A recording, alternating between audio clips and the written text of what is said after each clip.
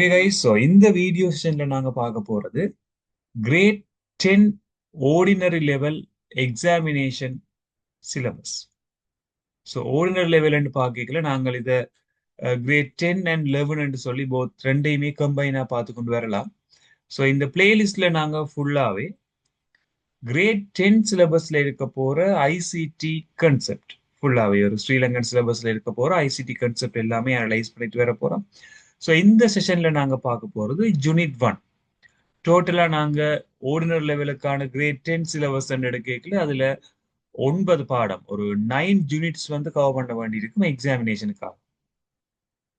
அதுல ஃபர்ஸ்ட் யூனிட்டை பற்றி அதுல ஒரு ஸ்டார்ட் அப் மாதிரி இந்த செஷன்ல நாங்க பார்த்துட்டு வர போறோம்.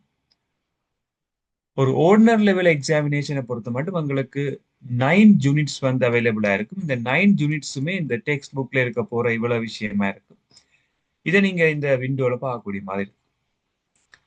ஸோ இந்த 9 யூனிட்ஸையும் தமிழ் மீடியம் டெக்ஸ்ட் புக் பப்ளிகேஷன்ல இருக்க போற அந்த புக் வந்து நான் ஷேர் பண்ணிருக்கேன்னு நீங்க பார்க்கக்கூடிய மாதிரி இருக்கும். இதுல இந்த பாடங்களோட நேம்ஸ் எல்லாமே யூனிட்ஸ் நேம் எல்லாமே வந்து தமிழ்ல மென்ஷன் பண்ணிருக்கேன். அதுக்கான இங்கிலீஷ் வேர்ட் வந்து நான் இதுல மென்ஷன் பண்ணிருக்கேன். நீங்க இது பார்க்கக்கூடிய மாதிரி இருக்கு. ஸோ முதலாவதா வந்து தகவல் மற்றும் தொடர்பாடு தொழில்நுட்பவியல்னு சொல்லியிருக்கிறோம். ஸோ இந்த யூனிட்டை நாங்கள் இன்ஃபர்மேஷன் அண்ட் கம்யூனிகேஷன் டெக்னாலஜி என்ற மாதிரி பார்த்துட்டு வரோம். அடுத்தது வந்து கணனியை இனங்காண்போம் என்ற இந்த யூனிட் வந்து இன்ட்ரடக்ஷன் ஆஃப் கம்ப்யூட்டர் சிஸ்டம் அப்படின்ற மாதிரி ஒரு கம்ப்யூட்டர்ஸ்ல இருக்க போற அடிப்படையான விஷயங்களை நாங்கள் கன்செப்ட் வைஸா பார்த்துட்டு வரோம். அடுத்தது கணினியில் தரவுகள் எடுத்து காட்டப்படும் முறைகள் என்று சொல்லிக்கல நாங்கள் இதை நம்பர் சிஸ்டம் அல்லது டேட்டா ரெப்ரசன்டேஷன் மெத்தட்ஸ் என்று சொல்லுவோம். பைனரி, ஆக்டல், ஹெக்ஸாடெசிமல், டெசிமல் என்று சொல்லி 4 விதமான நம்பர் சிஸ்டத்தை பற்றி படிக்கும்.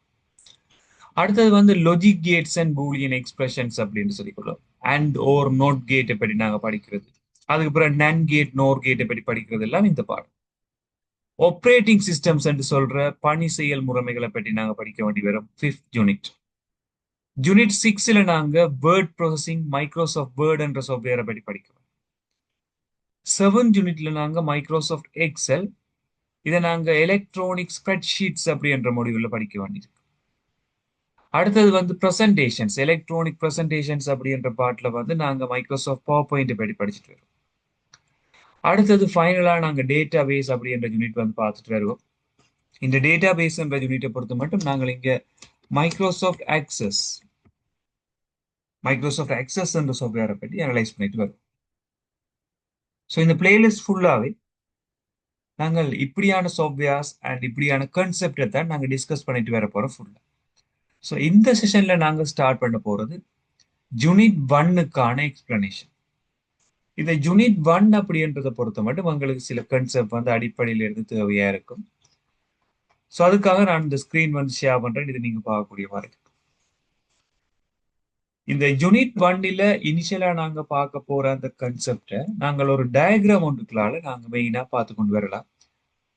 என்ன கன்செப்ட் சொன்னால், முதலாவது டேட்டா அப்படின்றது ப்ரொசஸிங் என்ற ஒரு ஆக்டிவிட்டிக்கு உட்படுத்தப்பட்டு ஃபைனலாவது இன்ஃபர்மேஷன் அப்படின்ற ஒரு டாபிக்ல வரப்போம்.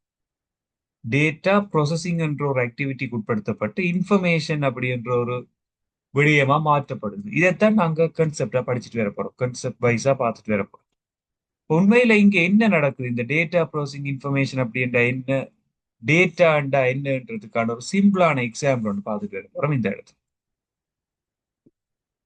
ஸோ டேட்டான்றதுக்கான உதாரணமா நாங்க நிறைய விஷயத்த சொல்லலாம். உதாரணத்துக்கு நம்பர்ஸ், லெட்டர்ஸ், குறியீடுகள் என்ற சிம்பிள்ஸ் எல்லாமே நாங்கள் இதுல பார்த்து கொண்டு வரலாம். ஸோ இதுக்கான எக்ஸாம்பிள் இந்த புக்லேயே மென்ஷன் பண்ணியிருக்கிறோம், நீங்க பார்க்கக்கூடிய மாதிரி இருக்கும். இதுதான் அந்த எக்ஸாம்பிள். சாம்பிளுக்கு நான் எக்ஸாம்பிள் ஒன்று எக்ஸ்பிளைன் பண்ணிட்டு வரேன். இனிஷியலா உங்களுக்கு வந்து சில டேட்டா தந்திருக்கு. ரவி 78, 90, 79, 67, 76, 78, ரிஸ்வான் இதுல கொஞ்சம் நம்பர்ஸ், கிரிசான் இதுல கொஞ்சம் நம்பர்ஸ். ஸோ இப்படி மிக்ஸ்டா உங்களுக்கு நிறைய விடயங்களை தந்திருக்கு. அப்ப இதுல என்னென்ன விஷயங்கள் இருக்கு, இந்த ரவி என்ற நேமை நாங்கள் எடுப்போம். ஸோ இதுல தமிழ்ல இருக்கு, நான் இதுல இங்கிலீஷ்ல நோட் பண்ணிட்டு வரேன். ரவி என்ற நேம் எடுப்போம். இந்த ரவி என்ற நேமில என்னென்ன விஷயங்கள் இன்க்ளூட் ஆயிருக்குன்னு சொன்னா லெட்டர்ஸ் சொல்லிக்கிறோம், அதாவது எழுத்துக்கள். இங்கிலீஷ் லெட்டர்ஸ்ல ஆர் இருக்கு, கே இருக்கு, வி இருக்கு, ஐ இருக்கு. லெட்டர்ஸ் வந்துருக்கு. ஸோ அடுத்ததா பாத்தீங்கன்னு சொன்னா இந்த 78 நம்பர்ஸ் சொல்லுவோம். ஸோ இது ஒரு நம்பர். இந்த நம்பர்ன்றதை நாங்க 78 எடுத்தோம்னா இதுல ரெண்டு டிஜிட் இருக்கு. டிஜிட் என்று சொல்ல வாரது இலக்கம். ஒன்று 7, அடுத்தது 8 டிஜிட்ஸ் இருக்கு. சில நேரங்கள்ல குறியீடுகள் இருக்கலாம். குறியீடுகள் சொல்லிக்க நாங்க யூஸ் பண்ற இந்த எமோஜிஸா இருக்கலாம், ஒரு ஸ்மைலியா இருக்கலாம், அல்லது ஏதோ ஒரு தம்ஸ் அப் என்ற சிம்பிளா இருக்கலாம், பட் ஏதோ ஒரு இமோஜியா இருக்கு. இப்படி தனித்தனியே நாங்க அன்றாட வாழ்வு, அதாவது நாங்க நோமலா கதை கேட்கல அல்லது எக்ஸ்பிளைன் பண்ணிக்கல யூஸ் பண்ற சில விஷயங்கள், எண்கள், எழுத்துக்கள், குறியீடுகள், இமேஜஸ், பிம்பங்கள், இது எல்லாத்தையும் நாங்கள் ஒரு ஒழுங்கற்ற வடிவத்தில நாங்க ஸ்டோர் பண்ணி வச்சிருப்போம் என்று சொன்னால் இதை எல்லாத்தையும் நாங்க சேர்த்து சொல்லிக்கொள்வோம் டேட்டா. இது முதலாவது கன்செப்ட். டேட்டா வச்சுக்கொண்டு உங்களுக்கு ஒரு பேசிக்கான எக்ஸ்பிளனேஷன் வந்து பார்க்கக்கூடிய மாதிரி இருக்கும். ஓகே, டேட்டான்னு சொன்னா ஓகே, நேம்ஸ் இருக்கு, லெட்டர்ஸ் இருக்கு, நம்பர்ஸ் இருக்கு, எமோஜிஸ் இருக்கு, இது எல்லாமே ஓகே ஃபைன். பட் இதை வச்சுக்கொண்டு நாங்கள் ஒரு டிசிஷன் ஒன்றை மேக் பண்ணிடலாம், ஒரு தீர்மானம் ஒன்று எடுக்க முடியாது. இப்படியான விஷயங்களை நாங்க சொல்லிக்கொள்வோம் டேட்டான்ஸ். ஸோ இங்க உங்களுக்கு இந்த பிராக்கெட்ல நான் ரவுண்ட் பண்ணியிருக்கேன், இவ்வளத்தையும் எப்படி சொல்லிக்கொள்வோம் என்றால் டேட்டா. பட் இந்த டேட்டாவை நாங்கள் ஏதோ ஒரு ஆக்டிவிட்டிக்கு உட்படுத்தி இப்படி ஒரு டேபிளா மாத்திட்டு, இந்த டேபிளா மாத்திக்கு பாருங்க, ரவி, கிருஷான், ரிஸ்வான் நேம் என்று சொல்லி ஒரு ஃபீல்டு ஒன்று கிரியேட் பண்ணிட்டு அந்த ஃபீல்டுக்குள்ள நேம் எல்லாம் போட்டு ஏதோ ஒரு லாங்குவேஜுக்கு வேண்டிய marks, maths marks, science marks, history, health, English. So இப்படி பார்க்கல எங்களுக்கு ஒரு கிளாரிட்டி ஒன்று வருது. எல்லாட்ட ரிப்போர்ட் மாதிரி கிட்டத்தட்ட எல்லாத்தின் ஒரு அறிக்கை மாதிரி நாங்க இதை பார்க்கறோம். பட் டேட்டான்றதை ஏதோ ஒரு விஷயத்துக்கு உட்படுத்தி நாங்கள் இந்த இடத்துல இன்ஃபர்மேஷனை மேக் பண்ணி இருக்கிறோம். இன்ஃபர்மேஷன்ன்றது இந்த டேபிள். இப்படி டேபிளிங் அப்படி என்ற ஒரு ஆக்டிவிட்டிக்கு உட்படுத்தி இருக்கோம். இங்க டேபிளிங் அப்படி என்று சொல்ல பாருது அட்டவணைப்படுத்தல். டேபிளிங்ன்றதை தான் நான் ப்ரொசஸிங் என்ற வேர்டால சொல்லிடுறேன். ஸோ டேட்டாவை ப்ரொசஸ் பண்ணி இன்ஃபர்மேஷன் வந்திருக்கு. ஸோ டேட்டாக்கும் இன்ஃபர்மேஷனுக்குமான டிஃப்ரெண்ட் என்ன மாதிரி இருக்கும், அதுக்கான டிஃப்ரெண்ட் என்னன்னு பார்க்கணும்னு சொன்னால் டேட்டா வந்து ஒழுங்கற்ற விதத்தில் இருக்கும். இதை வச்சுக்கொண்டு தீர்மானங்களை நாங்க மேற்கொள்ள முடியாது. ஆனா இன்ஃபர்மேஷன் ஒரு ஒழுங்குபடுத்தப்பட்ட கட்டமைப்பில் இருக்கும். அதை வச்சுக்கொண்டு நாங்க தீர்மானங்களை மேற்கொள்ளலாம். Easy to make decisions. அது எப்படியான டிசிஷன்ஸை நாங்கள் இங்க மேக் பண்ணலாம்னு பார்த்தோம்னு சொன்னால், இப்ப உதாரணத்துக்கு பாத்தீங்கன்னா இந்த கணிதம் மேத்ஸ் என்ற பாடத்துல இந்த 3 பேர்லயும் யாருக்கு மார்க்ஸ் கூடன்னு பார்த்தா ரவி. சயின்ஸ்ல யாருக்கு இந்த 3லயும் யாருக்கு மார்க்ஸ் கூடன்னு பார்த்தோம்னு சொன்னால் ரிஸ்வான். இப்படி ஏதோ ஒரு டிசிஷன் தீர்மானங்கள் மேற்கொண்டு வரணும். இங்க இப்படி பாத்தீங்கன்னா அது மேத்ஸ் எது சயின்ஸ் எது ஒன்றுமே உங்களுக்கு தெரியாது, ஓர்டர் எல்லாம் மாறுறது. தீர்மானங்கள் ஒரு வெல் டிஃபைன் டிசிஷன் ஒன்று நாங்க மேக் பண்ண வேணும்னு சொன்னால் இன்ஃபர்மேஷனை தான் யூஸ் பண்ண வேண்டி இருக்கு. இது முதலாவது எக்ஸாம்பிள். ஸோ டேட்டா இன்ஃபர்மேஷன் அப்படின்னு நீங்க பார்க்கலாம். அதுக்காக டேபிளிங்க மட்டும்தான் நாங்க ப்ரொசஸிங் எடுப்போமோண்டா அதுவும் இல்லை. ப்ரொசஸ் பண்றதுன்னு சொன்னால் நீங்கள் என்னவுமே செய்யலாம். உதாரணத்துக்கு பாத்தீங்கன்னா இப்ப நான் உங்களுக்கு தரேன் 78 அடுத்தது 61, இது ரெண்டுடையும் அவரேஜ் வந்து கண்டுபிடிக்கிறேன். சராசரின்னு சொல்லுவோமே, அவரேஜ் ஏதோ ஒரு மார்க்ஸ் ஒன்று வந்துட்டு வைங்க. இந்த இடத்துல இவர டேட்டான்னு சொல்லுவோம், அவரேஜ் இன்ஃபர்மேஷன் சொல்லுவோம். இரண்டு அவரேஜ் கண்டுபிடிக்கணும்னா முதலாவது நீங்கள் டேட்டாவை கலெக்ட் பண்ணணும். 78 + 61 அதை 2ஆல டிவைட் பண்ணும். ஸோ இப்போதான் உங்களுக்கு அவரேஜ்ன்றது கண்டுபிடிக்கலாம். ஸோ இந்த இடத்துல கால்குலேஷன்ஸ் எல்லாம் இருக்குதானே. ஸோ ஏதாவது ஒரு கால்குலேஷன் செய்தாலே அது இன்ஃபர்மேஷனுக்கு போயிடும். டிரெக்டா நீங்கள் அந்த மார்க்ஸை பார்த்து பார்த்து எழுது மட்டும் அது டேட்டா. அதை வச்சு ஏதாவது ஒரு கால்குலேஷன் செய்யல, அது இன்ஃபர்மேஷன். ஸோ டேபிளிங் அட்டவணைப்படுத்தல்கள், கணித்தல்கள், ஒழுங்குபடுத்தல்கள், அறிக்கைப்படுத்தல்கள் எல்லாமே இன்ஃபர்மேஷன். ஏதோ ஒரு ஆக்டிவிட்டியை நாங்க செய்துட்டோம் அந்த டேட்டா வச்சுட்டு அதை நாங்கள் இன்ஃபர்மேஷன் கேட்டகரிக்கு எடுத்துக்கோம் அதுக்கு பிறகு. ஸோ செகண்ட் எக்ஸாம்பிள் மாதிரி இப்படி நிறைய மென்ஷன் பண்ணிடணும். எக்ஸாம்பிள் 2 சொல்லி இதுல மென்ஷன் பண்ணிருக்கேன். ஸோ இதுல நீங்க தனித்தனி டீட்டெயில் எடுத்திருக்கலாம். ஏதோ ஒன்றை கால்குலேட் பண்ணி எங்களுக்கு என்ன நடந்திருக்குது, ஒரு ஐடி, ஒரு ஐசி நம்பர் ஒன்று இதுல இண்டிகேட் பண்ணிருக்கேன். ஸோ இப்படியான எக்ஸாம்பிள்ஸ் இந்த புக்கில் மென்ஷன் பண்ணியிருக்கிறது நீங்க பார்க்கக்கூடிய மாதிரி இருக்கும். ஸோ இதுக்கான நோட்ஸ் இதுல மென்ஷன் பண்றதை நீங்க பார்க்கலாம். டேட்டாண்டா என்ன, இன்ஃபர்மேஷன்டா. ஸோ டேட்டான்றதை இதுல ஒரு சிம்பிளான ஒரு எக்ஸாம்பிளா மென்ஷன் பண்ணியிருக்கிறேன். வேறு வேறாக எடுத்து கருத்தளிக்கப்பட முடியாத எண்கள், சொற்கள், குறியீடுகள், வரைவுகள் ஆகியன தரவுகள் என அழைக்கப்படும். அவ்வளவுதான், சிம்பிள். ஸோ நாங்க தனித்தனியா இருக்க போற டேட்டா இன்ஃபர்மேஷன்ஸ் எடுத்து மீனிங்ஸ் இருக்கும், பட் அதை வச்சு டிசிஷன்ஸ் மேக் பண்ணிடாதுன்னு சொன்னால் அதை டேட்டான்னு சொல்லுவோம்.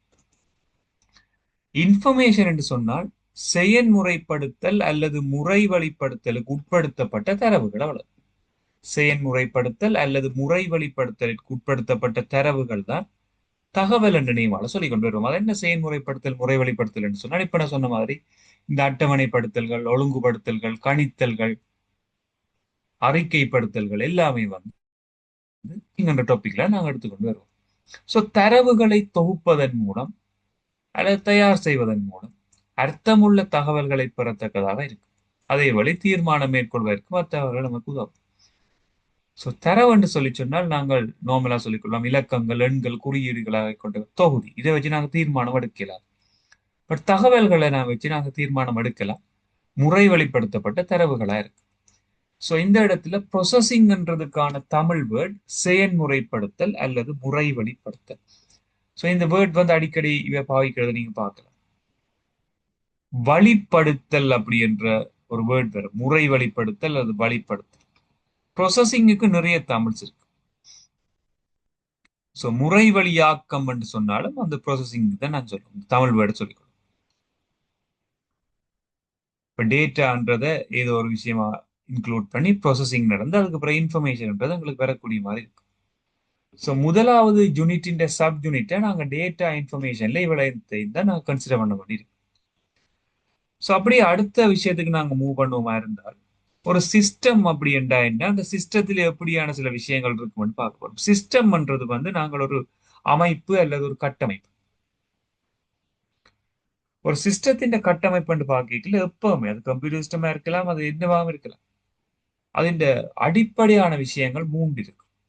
ஒன்று சொல்றது உள்ளீடு, இன்புட். அதுக்கு பிறகுதான் நாங்க முறை வழியாக்க வேண்ட ப்ராசஸிங், அடுத்தது வெளியீடு. எக்ஸாம்ஸ்ல மேபி கேட்கலாம், ஒரு முறைமையின்றி அடிப்படை கூறுகள் என்ன, அல்லது ஒரு தொகுதியின்றி அடிப்படை கூறுகள் என்ன. தொகுதி என்றதுக்கான இங்கிலீஷ் வேர்ட் வந்து சிஸ்டம். தொகுதி என்றதுக்கான இங்கிலீஷ் வேர்ட் வந்து சிஸ்டம்ஸ் சொல்லிக்கிறோம். தொகுதிகள் என்ற systems.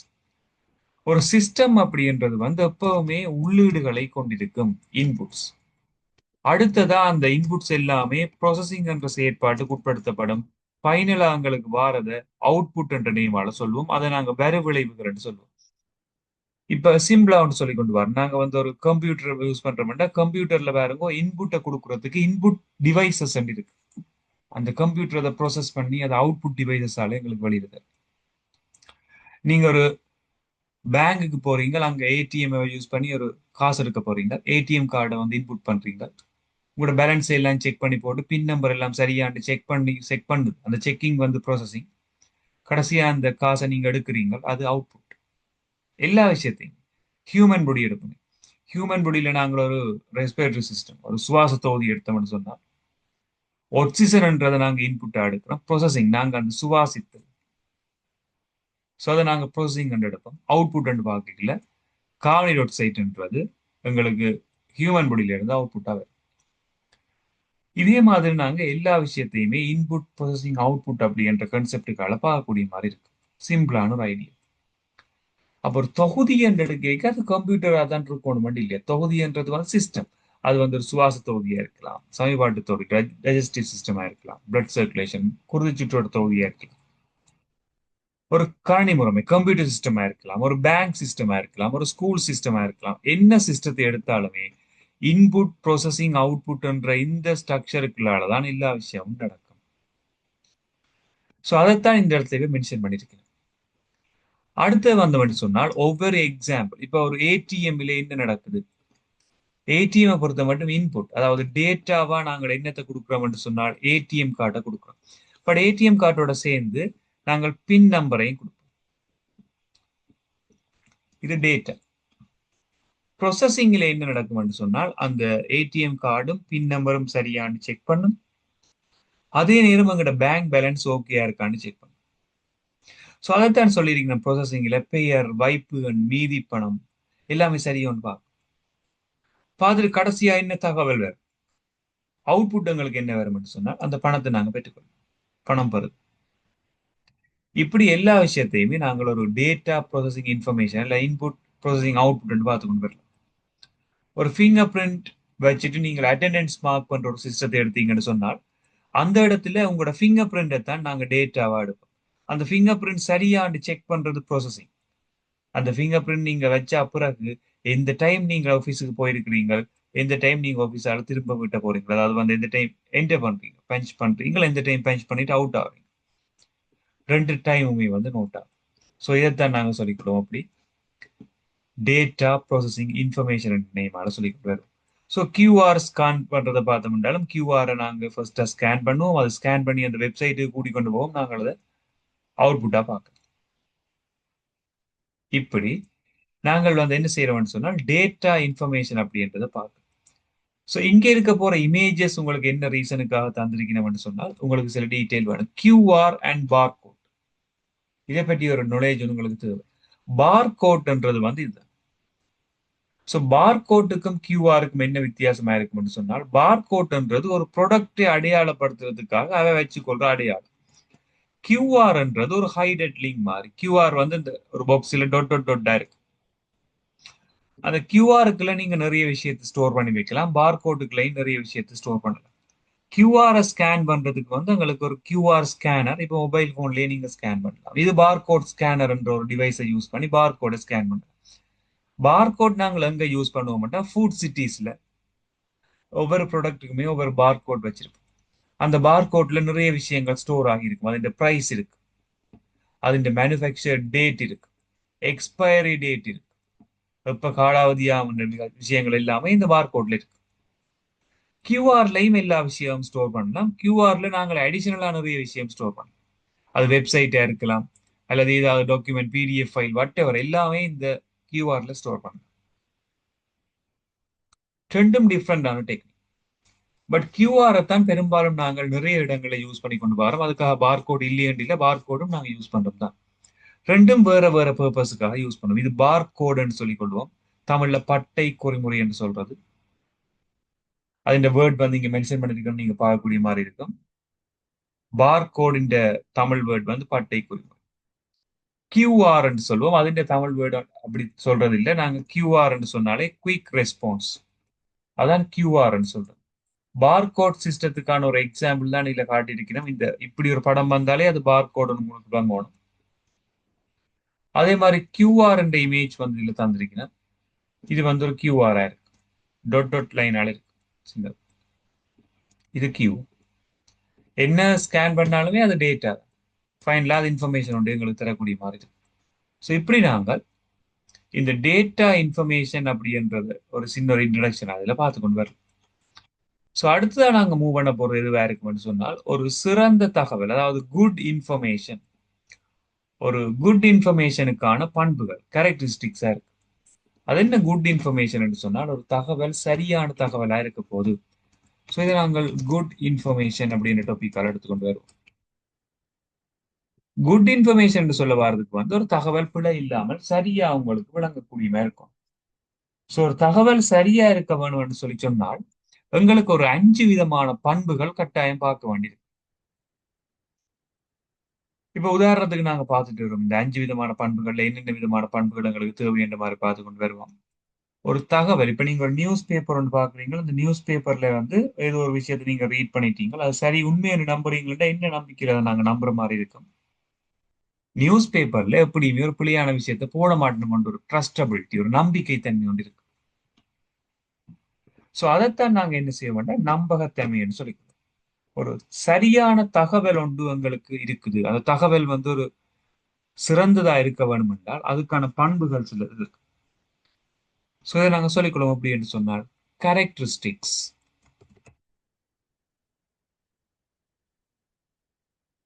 So characteristics of good information இதுதான் எங்க டாபிக்கா இருக்கு. ஸோ நான் இதை எப்படி மென்ஷன் பண்றேன்? Characteristics of good information. ஒரு சிறந்த தகவல் ஒன்று உங்களுக்கு எப்படி இருக்க வேணும்னு சொன்னால் அது ஈஸியா நீங்க ஞாபகப்படுத்தி வைக்கலாம். 5 பண்புகள் இருக்கும். RCATC. அவ்வளவு. ஸோ முதலாவது ரிலேயபிலிட்டின்னு சொல்லுவோம். ரிலேயபிலிட்டி அப்படின்னு சொன்னால் நம்பகத்தன்மையைத்தான் முதலாவதுன்னு சொல்றது ரிலேயபிலிட்டி. இப்போ உதாரணத்துக்கு பாத்தீங்கன்னு சொன்னா ஒரு நியூஸ் பேப்பர்ல ஒரு நியூஸ் வந்து அதுக்கு ஒரு நம்பிக்கை இருக்கும். ஓகே, நியூஸ் பேப்பர்ல பிள்ளையா போட மாட்டான். ஃபேஸ்புக்ல ஒரு நியூஸை பாக்குறீங்க, உடனே நம்ப மாட்டீங்க. பிகாஸ் யாருமே ஃபேஸ்புக்லயே அதை பப்ளிஷ் பண்ணலாம். ஸோ முதலாவது இதுதான் விஷயம். ஸோ ரிலேயபிலிட்டி என்பது நம்பகத்தன்மை. ஒரு சிறந்த தகவல் வந்து நம்பிக்கையை தரக்கூடிய மாதிரி இருக்கும். அடுத்த பாத்தீங்கன்னு சொன்னால் கம்ப்ளீட்னஸ். கம்ப்ளீட்னஸ் அப்படின்றது வந்து முழுமைத்தன்மையா இருக்கும். முழுமைத்தன்மை என்று சொல்ல வர்றது வந்து ஒரு ஒரு தகவல் உங்கள்ட்ட இருக்குது. அந்த தகவலோட தன்மை முழுமையா இருந்தா தான் உங்களுக்கு அது மீனிங்ஃபுல்லா இருக்கும். உதாரணத்துக்கு ஒரு கிரிக்கெட் மேட்ச் நடக்குதுன்னு வைங்க, அந்த கிரிக்கெட் மேட்ச்ல எந்த டீம் வின் பண்ணது, ஜஸ்ட் அந்த நியூஸை மட்டும் நீங்க ஒரு இடத்த கேள்விப்படுறீங்க. இன்னொரு நியூஸ்ல என்ன கேள்விப்படுறீங்கன்னா, எப்ப மேட்ச் நடந்தது, எத்தனை மணிக்கு மேட்ச் நடந்தது, என்னென்ன டீம் விளையாடினது, எந்த கிரவுண்ட்ல நடந்தது, இனிஷியலா முதலாவது பேட்டிங் பண்ண டீம் எது, ஃபீல்டிங் எது சூஸ் பண்ணது, டொஸ் என்ன மாதிரி யார் வின் பண்ணது, கடைசியா யார் யார் எத்தனை விக்கெட்ஸ் எடுத்தவ, எத்தனை ரன்ஸ் எடுத்தவ, ஃபைனலா அந்த மேட்சின் கன்க்ளூஷன்ல எந்த டீம் வின் பண்ணது, எல்லாத்தையும் சமரியா இன்னொரு நியூஸ்ல பாக்குறீங்க. இப்ப முழுமைத்தன்மை அங்க இருக்கு. ரெண்டாவது நியூஸ்ல தான் இருக்கு. ஏன்னா அதுல தான் ஃபுல்லா எல்லா டீட்டெயிலுமே டீட்டெயிலிங்கா எக்ஸ்பிளைன் பண்ணியிருக்கணும். இப்ப கம்ப்ளீட்னஸ் ஒரு நியூஸை சொல்லிக்கல உங்களுக்கு அவ்வளவு விஷயத்தையும் இன்க்ளூட் பண்ணி சொன்னாதான் உங்களுக்கு பார்க்க ஒரு ஓகே ரைட் இதுதான் நடந்த விஷயம் சொல்லிட்டு அவுட்லைன் மட்டும் சொல்லிட்டு போனா உங்களுக்கு அதுல பெரிய சாட்டிஸ்பாக்சன் இருக்காது. இது கம்ப்ளீட்னஸ். ஒரு குட் இன்ஃபர்மேஷன், சிறந்த தகவல் ஒன்றுக்கு வந்து முழுமைத்தன்மை என்பது எங்களுக்கு முக்கியம். முழுமைத்தன்மை என்று சொல்லுவாங்க. சோ அக்யூரசி அப்படின்னு சொல்லுவோம். அடுத்தது அக்யூரசி என்று சொன்னால் செம்மைத்தன்மை என்று சொல்றோம். இப்ப செம்மைத்தன்மைக்கு நாங்கள் ஒரு சரியான எக்ஸாம்பிள் பார்க்கணும். எழுத்து பிழைகளை நாங்க எடுக்கலாம். உதாரணத்துக்கு ஒரு எக்ஸாம் பேப்பர் ஒன்று உங்கள்ட்ட தாரோம். அந்த எக்ஸாம் பேப்பர்ல வந்து எழுத்து பிழைகள் இருக்கு, கிராமர் மிஸ்டேக்ஸ் இருக்கு. ஸோ அப்படியான ஒரு எக்ஸாம் பேப்பரை நாங்களும் விரும்ப மாட்டோம். அடிக்கடி நாங்கள் அதை கரெக்ட் பண்ணி கொண்டிருக்கணும். என்ன எழுத்து வந்திருக்கு, மாறி வந்திருக்கும். பட் எழுத்து பிழையே இல்லாம எல்லாம் சரியா இருந்துட்டுன்னா எங்களுக்கு சாட்டிஸ்பேக்ஷன் கூடவே இருக்கும். ஓகேயா, இது ஒரு ஸ்டாண்டர்டான பேப்பர், பிழைகள் ஒன்றுமே இல்லை, ஓபன் மார்க்ஸ் ஒன்றுமே இல்லை, ஸ்டாண்டர்டாக செட் பண்ணியிருக்கணும். ஸோ அக்யூரசி, செம்மைத்தன்மை என்பது முக்கியமான ஒரு விஷயம். ஒரு சரியான தகவல், சிறந்த தகவலுக்கு வந்து செம்மைத்தன்மை அப்படி என்பது முக்கியமான ஒரு விஷயமா இருக்கு. அடுத்தது பார்த்தோம்னு சொன்னால் டைம்லினஸ் அப்படின்னு சொல்லுவோம். டைம்லினஸ் அப்படின்னு சொன்னா நேரத்தன்மை. இப்போ எக்ஸாம்பிளுக்கு பார்த்தோம்னா ஒரு இன்ஃபர்மேஷன் உங்களுக்கு கிடைக்குது. அந்த இன்ஃபர்மேஷன் அந்த நேரத்துல சரியா கிடைச்சா தான் அதன் வேல்யூ உங்களுக்கு கூட வேற. உதாரணத்துக்கு பாத்தீங்கன்னா நீங்கள் எக்ஸாம் செட் பண்ணிருப்பீங்க, ஸ்காலர்ஷிப் எக்ஸாம் எடுப்பீங்க, கிரேட் 5 ஸ்காலர்ஷிப் எக்ஸாம் எடுக்கிறீங்கண்டா அந்த ரிசல்ட்ஸ் உங்களுக்கு ஒரு நாள்ல ரிலீஸ் பண்ணிருக்கு. அந்த ரிசல்ட்ஸ் வார டைம்ல அது யார் ஃபர்ஸ்டா பப்ளிஷ் பண்ணமோ அவைக்கு தான் இந்த மார்க்கெட் கூடவா இருக்கும். நீங்க டயலாக்ல பார்க்கலாம், ஆன்லைன் வெப்சைட்லயே போயிட்டு பார்க்கலாம் ரிசல்ட்ஸ். அந்த டைம் சரியான லோடிங்கா இருக்கும். எல்லாரும் போய் ரிசல்ட்ஸ் பாஸ் ஃபெயில் ஆண்டு பார்த்து கொண்டே இருக்கணும் ஆன்லைன். அந்த பர்டிகுலர் டைம்ல தான் அதுக்கு பீக் டைம். அந்த டைம் குறைய குறைய ஆகல நம்பரும் குறையும். ஒரு நாள் பிறகு அந்த ரிசல்ட்ஸை பார்க்கறாங்க டைம் செட்டி டபுளா குறைஞ்சிருக்கு. 50% குறையும். 3 டேஸுக்கு பிறகு சரியா குறைஞ்சிருக்கு. ஒரு 1 வீக்கு பிறகு அந்த வெப்சைட்டுக்கு ஒரு தடவை போக மாட்டாங்க. ஏன்னா எல்லாரும் ரிசல்ட்ஸ் பார்த்துட்டு அந்த டைம்லினஸ், குறிப்பிட்ட ஒரு தகவல் அந்த நேரத்தில் எங்களுக்கு கிடைக்கக்கூடிய மாதிரி இருக்கணும். இன்றைக்கு நாங்கள் ஒரு நியூஸ் பேப்பர்ல நியூஸ் பார்க்குறோம்னா நேற்று நடந்த நியூஸ் தான் இன்றைக்கு ட்ரெண்டிங்ல இருக்கும். அப்படி ஒன்று நடந்திருக்கு. ஒரு 1 வீக் போனோடனே அந்த நியூஸ் கதையே இல்லை, அப்படி ஒன்று இருந்து மறந்துருக்கும். அடுத்த நியூஸுக்கு நாங்கள் எல்லாரும் மூவ் பண்ணிருக்கோம். ஸோ எப்பவுமே ஒரு தகவல் உண்டு சிறந்த தகவலா இருக்க வேணும்னா நேரத்தன்மை என்பது முக்கியம். காலத்திற்கு பொருத்தமாக இருத்தல் அப்படி என்ற விஷயத்தை இங்க மென்ஷன் பண்ணி அந்தந்த நேரத்தில் அது வந்து அப்டேட்ல இருக்கும். நாங்க படிக்கிறதும் அப்படிதான். ஓ லெவல் படிக்கிறவன்ட்டா ஓ லெவல் விஷயம் அப்டேட்ல இருக்கும். ஏ லெவல் சொல்லி அந்த மெச்சூரிட்டி இன்க்ரீஸ் ஆயிடும். ஏ லெவலை பற்றி தெரிஞ்சிடும். அதுக்கப்புறம் அண்டர் கிராஜுவேட், கிராஜுவேட், போஸ்ட் கிராஜுவேட்னு சொல்லி எங்கட ஸ்டாண்டர்டும் இன்க்ரீஸ் ஆகும். நாங்க படிக்கிற பாடங்களும் அப்டேட் ஆகும். அந்தந்த விடயங்கள் நாங்க அப்டேட் பண்ணி கொண்டு போவோம். அந்தந்த நேரத்தில் அதுகளை படிச்சு கொண்டு போவோம். அது மாதிரி ஒரு சிறந்த தகவலும் சரியான தகவலா இருக்கணும்னு சொன்னால் நேரத்தன்மை என்றது முக்கியமான ஒரு விஷயமா இருக்கும். அடுத்தது வந்து காஸ்ட் எஃபெக்டிவ்னஸ் சொல்லிக்கிறோம். கிரயத்தன்மை அல்லது செலவுத்தன்மை என்று சொல்றது காஸ்ட் எஃபெக்டிவ்னஸ். இந்த காஸ்ட் எஃபெக்டிவ்னஸ் என்னன்னு சொன்னால் நாங்கள் ஒரு தகவலை கேள்விப்படுறோம், அதுக்கான செலவு இழிவளவானதா இருக்க வேணும், அதாவது குறைவானதா இருக்கும். இப்ப நீங்கள் ஓ லெவல் ரிசல்ட்ஸ் பார்க்கறதுக்கு ஒரு பர்சனுக்கு 5000 பே பண்ணா தான் பார்க்கலாம் அப்படின்ற ரூலை கொண்டுட்டோம்னு சொன்னால் ஒரு தினம் ரெடியா இருக்க மாட்டோம். 5000 பே பண்ணி நாங்க உடனே ரிசல்ட்ஸ் பார்க்க வேண்டியதே இல்லை. நாங்க நெக்ஸ்ட் டே நாங்க ஸ்கூல்ல போய் பார்க்கணும். இதுவே நான் சொல்றேன், உங்களோட ரிசல்ட்ஸ் பார்க்கறதுக்கு ஒரு 5 ருபீஸ் மட்டும் தான் முடியும். அதை நாங்க பெருசா யோசிக்க மாட்டோம். 5 ரூபி மட்டும் தானே, டக்குனு ரிசல்ட்ஸை பார்த்துட்டே இருக்கும். ஈவன் எங்களோட ஃப்ரெண்ட்ஸ் ரிசல்ட்ஸையும் சேர்த்து பார்ப்போம். அந்த இன்ஃபர்மேஷனுக்கான காஸ்ட் செலவு குறைவா இருக்கும். இப்போ உண்மையில இது மட்டும்தான் இந்த குறைவா இருக்க வேணும் என்ற வேர்ட்ல வரும். மற்றதெல்லாம் பாத்தீங்கன்னு சொன்னா அதிகம். அதாவது வந்து ஒரு சரியான தகவல், சிறந்த தகவல் ஒன்ற பண்புகள், நம்பகத்தன்மை உயர்வா இருக்க வேணும், முழுமைத்தன்மை உயர்வா இருக்க வேணும், செம்மைத்தன்மை உயர்வா இருக்க வேணும், குறிப்பிட்ட நேரத்தில் எங்களுக்கு கிடைச்சிருக்கணும், செலவு வந்து குறைவா இருக்கும், இழிவளவானதாக இருத்தல் வேண்டும். இவ்வளவு வந்து ஒரு குட் இன்ஃபர்மேஷன் பண்புகளா நாங்கள் இங்க கன்சிடர் பண்ணி கொடுக்கக்கூடிய மாதிரி இருக்கு. ஸோ இதுல அந்த விஷயத்தை தான் இதுல ஒரு டேபிள் ஃபார்மேட்ல தந்திருக்கிறேன். பண்பறை தகவலின் இயல்புகள், பொருத்தம், எல்லா அம்சங்களும் இருத்தல், செம்மை, காலத்துக்கு பொருத்தமாக இருத்தல், கிரையம் ஒளிவளவாதல், இதை பற்றி எக்ஸ்பிளைன் பண்ணிருக்கேன்.